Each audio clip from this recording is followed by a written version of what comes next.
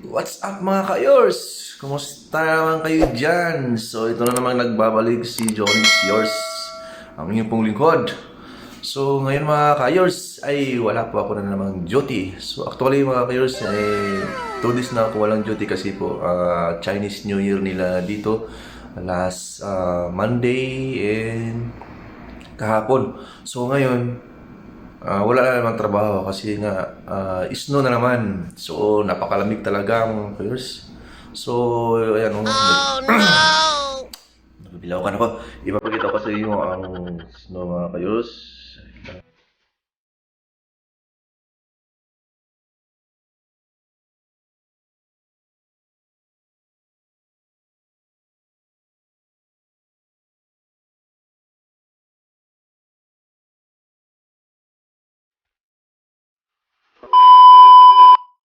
So ayan oh.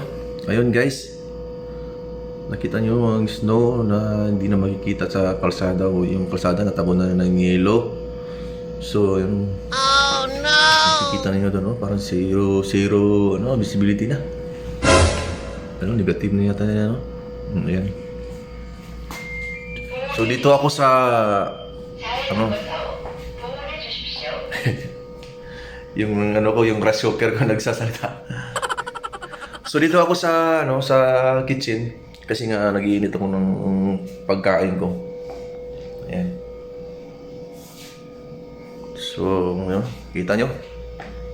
Dito to sa kusina sa sa tapat ng kalsada, sa gilid. Yung kusina nila. So dito naman sa guys, dito sa entrance. Ayan, dito yung entrance oh.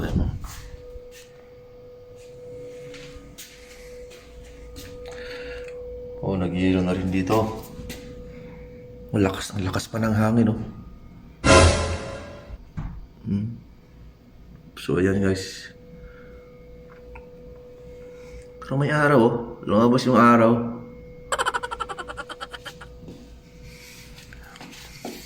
Ang lakas pa ng hangin.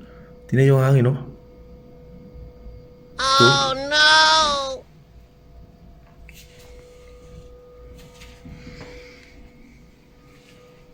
So, ito nga guys.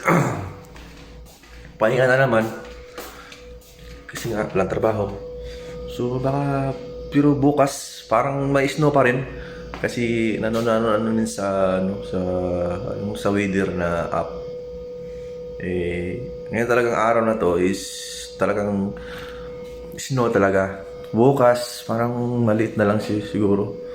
Pero hindi ko lang alam kung may trabaho kami bukas.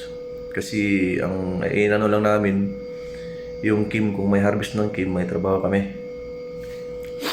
So, yan. Pahinga na muna guys. So, magtatatlong araw na to. Sarap. Pero malamig. Sobrang lamig guys. So, actually guys, by the way guys, ako na lang pala mag-isa dito. Nawala na yung si Alex kasi umuwi na.